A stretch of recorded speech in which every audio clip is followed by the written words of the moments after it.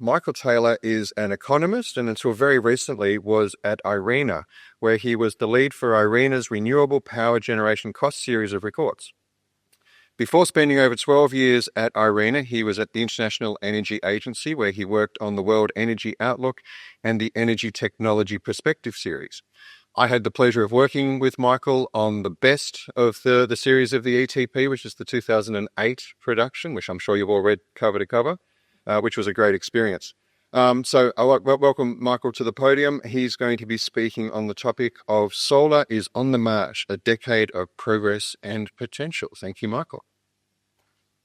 So thank you, Roger, for that introduction. It was indeed among the best, I think, of 2008 one. The first one was a little bit ropey, I have to say, under pressure. So it's a great pleasure to be here, and I'd like to thank Roger and the organisers of the conference for the invitation. This is actually my first opportunity to come to Australia for work. I've been to a lot of countries over the years, but this is my first opportunity to come for work, and I'm having such a good time, actually, that this may still not qualify as the first time I've come to Australia for work. So thank you for your hospitality. As tangata tiriti in New Zealand, Aotearoa, I'd like to also recognise that I'm a guest here of the local Gadigal people, is that correct? And that I pay my respects to their elders and their ancestors. So with that, I should probably talk a little bit about the work or not work that I've been doing and want to share with you.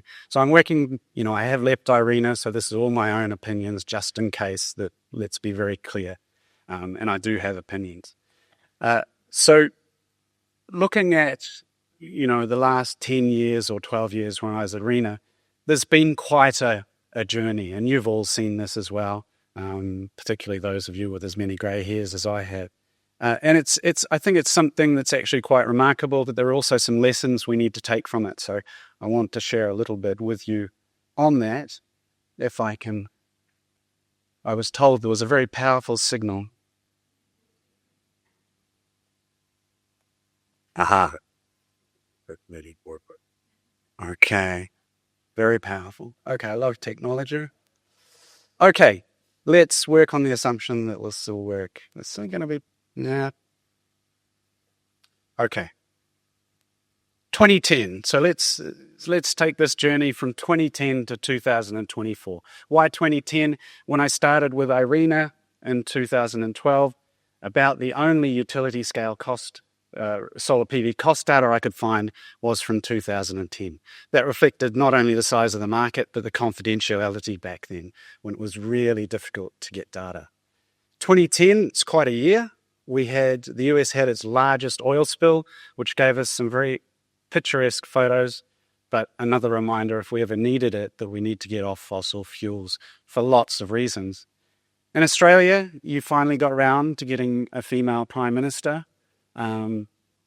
So congrats on that. You got there in the end. But when we look at the solar market, utility scale solar cost around 46 US cents per kilowatt hour, 460 per megawatt hour. The largest utility scale plant in the world was 97 megawatts in Canada, of all places. And we added at that time a very impressive 17.5 gigawatts of capacity. Fast forward to 2000, most of this data is actually 23, but it is what it is. We're at $44 per megawatt hour, 4.4 cents for the global weighted average cost of utility scale projects. The largest plant in operation today is 3.5 gigawatts in China, and we deployed 444 gigawatts last year, and we'll exceed that this year. So that's a hell of a journey. And it's been one that's been absolutely fascinating to watch play out, as well as frustrating. Before I get into the data, just a reminder that we tried to collect data across the metrics that drive the overall cost of electricity for a renewable project. This is important in terms of assisting all of you researchers and the energy modelers around the world in understanding what the best data to use, or what we think is the best data to use. So just bear that in mind. I'm going to focus on the levelized cost of electricity and total installed cost, but there's more to it than that. In 2023, So this is all data from the Renewable Power Generation Costs in 2023 report, which you can download from IRENA. Costs mostly fell, with the exception of bioenergy and geothermal. With the traditional mature renewables, there's always a lot of volatility year to year, depending on the location of where the projects are actually deployed in that year, so it's not unusual to see it jumping up and down.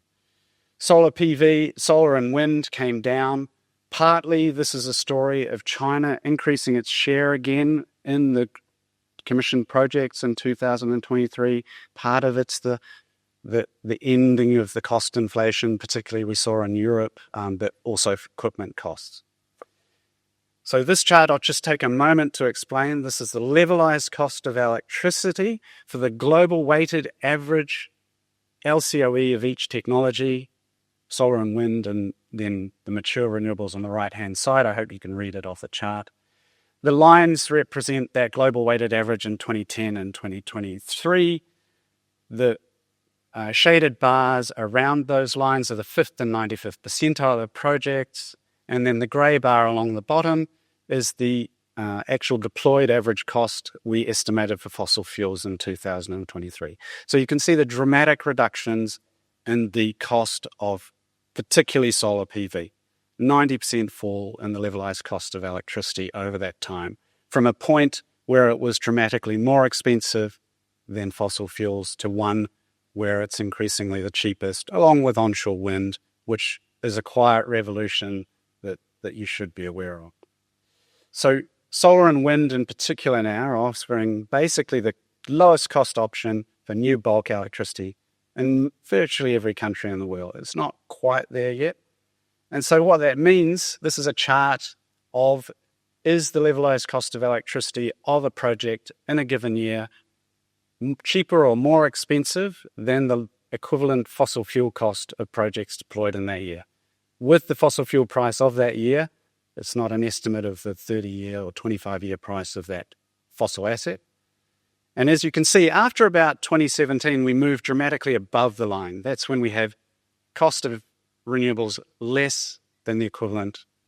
And this is all calculated at project level, 22,000 projects in the database. And so around 2017, we saw that shift. And last year, virtually all of the utility scale projects were cheaper. And for utility scale solar PV, it's even more remarkable. So we went from 444% more expensive. Did I get that right? I think it's 444% more expensive than the fossil fuel fired cross, the global weighted average cost in 2010, to 56% less in 2023. Obviously, fossil fuel prices were still elevated at that time, but it's still a dramatic reduction and improvement in competitiveness. This is another way of seeing this, looking at it on a country basis. Essentially, here we're reversing it. The LCOE, if it's red, renewable solar PV was more expensive. If it's green, it's now less expensive. And you can see the dramatic reduction in a lot of markets when we saw that price drop for modules 2010 to 2013. But there was another switch in around 2021 where we saw a lot of markets become very competitive, and that's continued in 2022, obviously, with the fossil fuel price crisis. And, that the reduction in fossil fuel prices has not changed the picture materially. It's still the lowest cost in a lot of these markets. So let's have a look a little bit more at the details for solar PV. So this is the chart we try to, if my boss ever got 3 minutes with a minister, this is the one they'd slip under his nose. It's the total installed costs on the left-hand side, capacity factor in the middle, and LCOE on the right-hand side. And again, this is the global weighted average for the line and the 5th and 95th percentiles around that. So what's interesting here for solar PV is, and we'll see this later on, is this a story about the technology costs and the total installed cost falling. It's not, so as opposed to if I was sharing with you the analysis on onshore wind, you'd see a much different story where the technology improvements have been playing out much more on the capacity factor. For solar PV, by and large, The capacity factor is moving each year based on where the projects are being built, not the technology change. That's acting through the total installed cost. So total installed costs fell by 86%. We are building projects in areas with slightly better solar irradiation than we were in 2010. O&M costs are down, WACC is down, and that gets us to our 90% reduction in the LCOE. But what's going on at the equipment level? Obviously, 2022, we saw some real cost inflation. In 2021 as well, as a result of the lingering issues with the supply chain challenges due to COVID. 2022 was when the market started to kick off again, and we started to very quickly move into a period of tight supply across the solar PV supply chain. So we saw module prices increase and a lot of breathless commentary from people who should know better that maybe we'd come to the end of cost reductions for solar PV. Of course, we know that now to be, a mirage. Polysilicon supply grew. That allowed some of the supply constraints to be addressed, and module prices started to fall again. And in fact, they've essentially been in free fall the last 18 months. So, a lot like many problems in life, if you have the money, if you have a problem, you can throw money at it. So what did the industry do? They saw an opportunity with the growing demand to build into that. And as a result, what we saw was the easing of these supply chain constraints. Most of that investment, as we all know, came in China. Very quick ramp up, an over doubling of the actual dollars invested into the supply chain in China, 22 to 23. That's where the overcapacity, and I put in quotation marks overcapacity, because we have this discussion every few years and demand grows. Is it really overcapacity? It'd be a nice little other presentation one day to make. I think the interesting thing, obviously, is there's a big discussion now about supply chain resiliency in the rest of the world and nearshoring or onshoring manufacturing.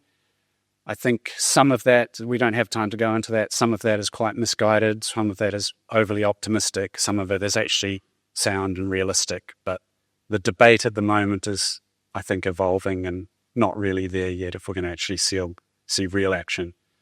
Again, US is different. They're throwing real money at it, and we'll see some change there. So, but just looking at how the impact happens. So here there's the polysilicon production and a metric of the tightness of supply, simply the percentage of spare capacity. And so you can see the relatively flat profile through COVID.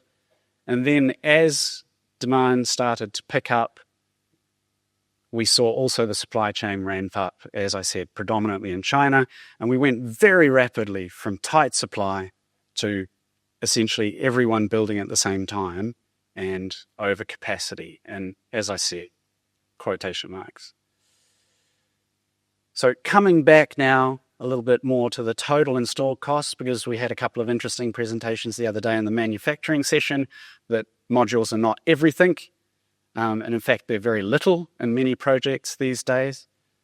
The data when I started doing this, we tried to find data for the top 3 to 5 markets. We now have to do it for the top 20, so it's a bit challenging. But we have time series for a number of countries. They each follow different patterns with minor differences from a global perspective, which is interesting. And part of that is because we still have a lot of structural differences in cost across markets. And so there was endless questions about why this was happening. So eventually we were able to get some funding to consistently collect more detailed data to try to understand, which cost components differ in which markets, and essentially get the opportunity to ask the question to what extent this is a structural difference in costs based on labor or energy, and which aspects could be impacted by policy in a positive way, so that you could achieve what we might describe as an efficient cost structure given your structural basis of your economy. don't try to read the chart. You can download the data. But the point here is that there's a wide variation. We've seen a convergence. So this dispersion of costs has converged, but it still exists. So that implies there are structural constraints. The good news with, if you actually collect this data, you can start to then look at decomposing what has driven the cost reductions. So here you can see this is now for the total installed costs. And we've broken it up into two periods, 2010 to 2016, and then 2016 to 2023.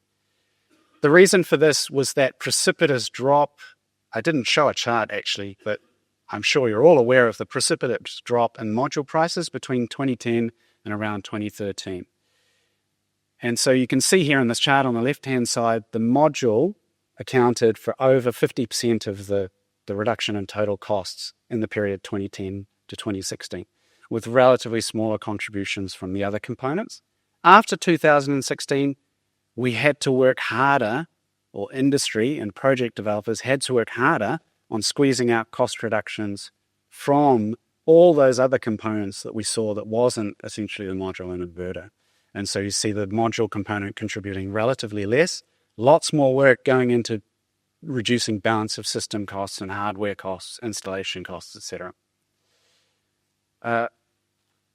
And that plays out, now we've moved to levelized cost of electricity. So we've added in the contribution come from capacity factor, which is minor, and O&M, which is important but small, and weighted average cost of capital, similarly. So again, this doesn't change the picture dramatically compared to what we saw with the total installed costs, if you remember that 3-panel chart at the beginning, but it does tell us there have been other important contributions that have been eked out. Concentrating solar power, where's the appreciation? So I spent a lot of time, because I really like concentrating solar power, and I firmly believe it has an important role to play in the energy transition, but I characterize it as a cheap cheap electricity storage medium with an expensive electricity generation source. And that's held it back because we've actually been slack on the energy transition. We haven't actually moved fast enough to get to the point where we need the flexibility, the long duration flexibility that CSP has given us. But despite that, it's had a remarkable period of success. Total installed costs have come down despite a very thin market. Remember, we're only at 6 gigawatts of cumulative installed capacity compared to 2 terawatts now for PV. Came down to around 2019, 2020, and the market since then has frankly been very disappointing. Again, slightly different to PV when we look at the levelized cost of electricity decomposition. Significant, over 60% from the total installed cost, but the reduction in thermal energy storage costs has meant that we've gone to higher storage hours, which has meant higher capacity factors and a larger contribution from that. And for me, there's often, I think we need a longer term vision for CSP because it has to be ready when we need it. And that is now starting to accelerate. So what is CSP really competing with? There's a lot of, the mindset today in industry and utilities, it's competing with short-term battery storage. We need to think about what it needs to be doing in 2030 and beyond. And if we're in a net zero energy future, what's it actually competing with? Well, one thing might be gas-fired power generation with CCS. And you can see here a comparison for Europe, looking at essentially what the wind, solar, PV is at, and natural gas. With historical prices or 2022's prices. 2022's prices are not the future. We don't know where it's going to be. But if this is the cost of the flexibility you need in the energy transition at net zero, there's a lot of value there for CSP. But we're not quite there yet at the moment. But CSP has a lot of characteristics which will be important for or can be important for the energy transition. And it's been, up till now, I say it's been losing the race with PV cost reduction in batteries. I think it's changed now because actually PV is overachieving. I say that overachieving, but we're being very PV heavy in deployment. So that is actually paradoxically now likely to accelerate our need for storage. And so I hope that policymakers get this message. Not convinced yet, but I'm hopeful. So very quickly to wrap up, what have we learned? Well, we've learned we're really bad at projecting forward solar PV. And this is a chart from Orchestra, and I'm butchering his name, so I'm glad he's not here or anywhere near us, that was put together by The Economist in a nice form. So, if you make systemic errors, why do we keep repeating them? We have to do better than this, right? I know, but more than that, I think, we need to understand the implications for us as practitioners, but also in how we communicate with policymakers. And part of that, that's a difficult conversation to have, but it's one that can start with a very simple chart like this, I think, and getting them to understand.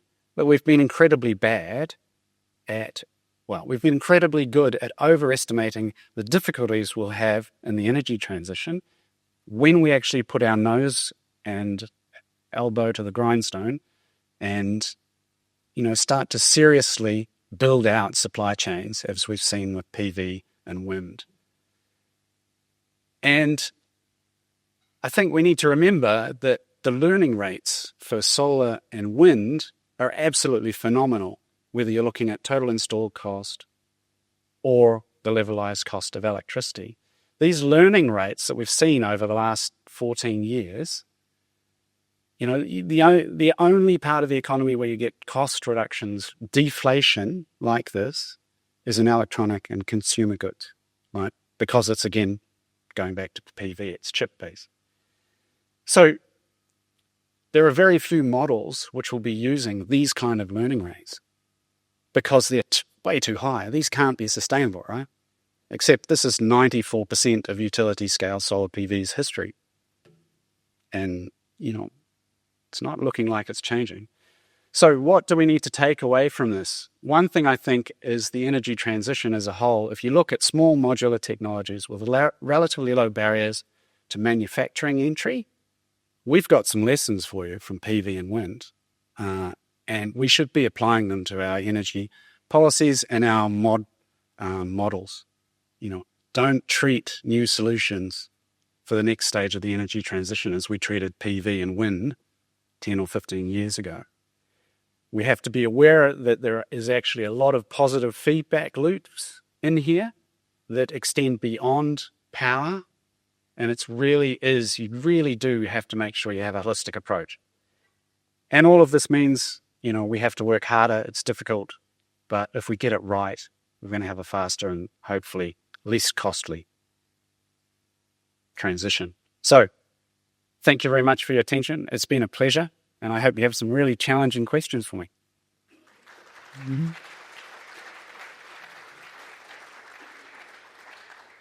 Thank you very much, Mark. We do have plenty of time for questions. So,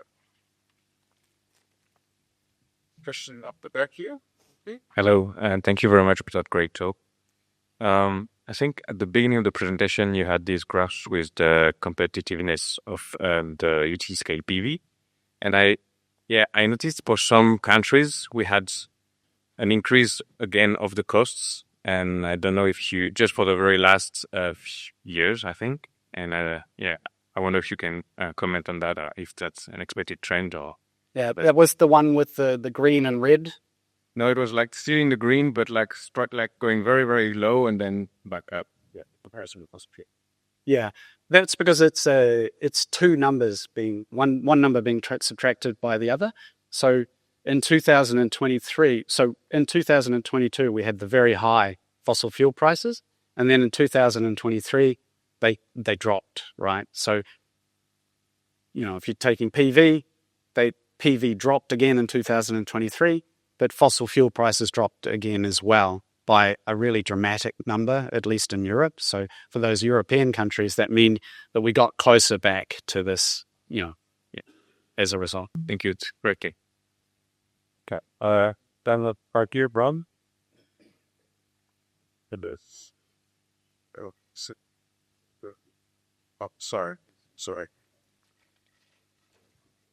I'm wondering if you track the price from the customer looking out at PV. It seems like utility scale prices have come down with the cost of solar very well. But from the perspective of ratepayers in the various countries, they don't always see those declines. There's a lot that goes on in the middleman. Yeah. So there's a number of dynamics going on there. First of all, of course, we have a historic legacy of relatively expensive projects, right? That we built because we knew that the costs would come down. Those are learning investments. Most governments have chosen to place those learning investment costs on consumers, right? That necessarily isn't a good way to accelerate an energy transition, but that's how it was chosen to be done in most countries. The second point is that the low cost element, or the ones that is actually, now very competitive, is still a relatively small percentage of the overall total, right? So, and PV is a small percentage of the total generation that's being billed to the customer. So all of those factors mean that we haven't necessarily seen those benefits. The other element here which is working against us is that in most electricity markets, consumers are paying based on wholesale electricity prices. We're moving into a world of zero marginal cost, an electricity wholesale market dominated by zero marginal cost assets, right? The wholesale electricity market is then not necessarily, at this point in time, a particularly good indicator, and won't be for a number of years, of actual underlying electricity costs, right? So in Europe, we crunch the numbers, and I have a chart here, but I won't in my extras. But the wholesale electricity cost leapt 15 cents in Europe in 2023, when the cash costs to the electricity industry rose by about 4 or 5 cents, right? So somebody had a nice day in 2023, but it wasn't consumers, all right? So the electricity market arrangements and pricing for consumers, I'm not necessarily talking about what we want to do in the wholesale market, but for consumers, needs to change if they're actually going to see any benefits as well. So there's a lot going on there, but it's a great talking point for fossil fuel proponents. The question here. Yeah, thank you. Thank you, Michael. That was a really, really amazing summary of what's happened over the last couple of decades. I've got a slightly left field 2-point question for you. The first part of that is I'm interested in your view on levelized cost of energy as a metric, because comparing an intermittent power source with baseload or different capacity factors, whichever way you want to look at it.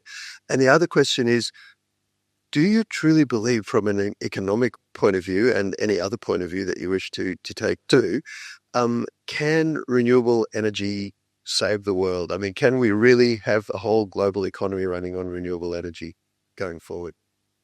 So LCOE is a static metric. It has its weaknesses. I'm not only a lapsed economist, I'm a lapsed energy modeler at this point. And so I did say up front, right, that we're looking at all of the metrics, right? So the trick is that all of those different cost or performance metrics can tell you different things, right? So it's important to understand, essentially what they can tell you and what are their limits, right? And LCOE is a very nice shorthand, which, despite the fact that it has its limitations, is still used. If you can't tell from the fact that, in Europe now, the LCOE of natural gas is 120, euros per megawatt hour, and solar and wind of 50. If you can't learn something from that, even though the metric is not, obviously not robust to answer all your questions, you're missing something there. So it has its limitations, and the reality is that you'll only know the full system costs when you simulate it, right? Which is why we're also publishing the capacity factors, the total installed costs. We surveyed for WACC, the weighted average cost of capital, so modelers can have better characterization of what is a very important input into their overall system costs. So yeah, LCOE, I still think it has its place. It's obviously limited.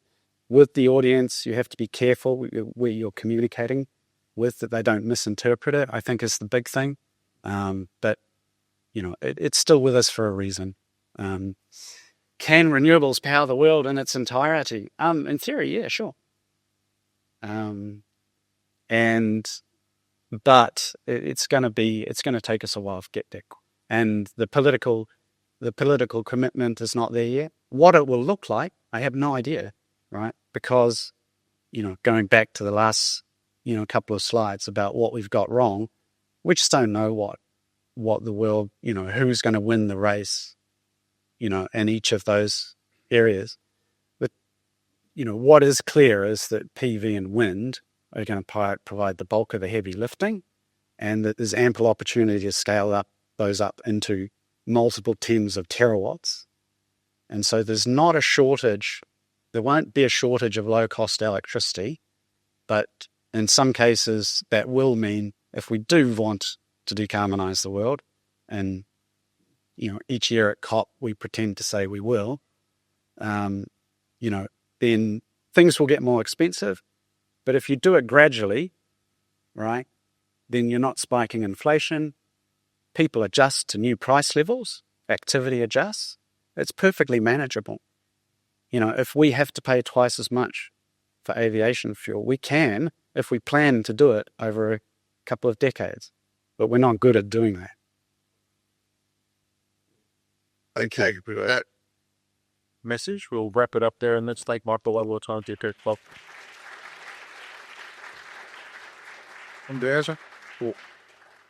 Is it 22,000 data points you have in your data set, Michael? Yeah, Utility scale, 22,000 data points. So I think we need to thank Michael not just for his presentation, but for that effort over a long period of time of collecting that data. Is extraordinary to actually have those robust numbers to talk about.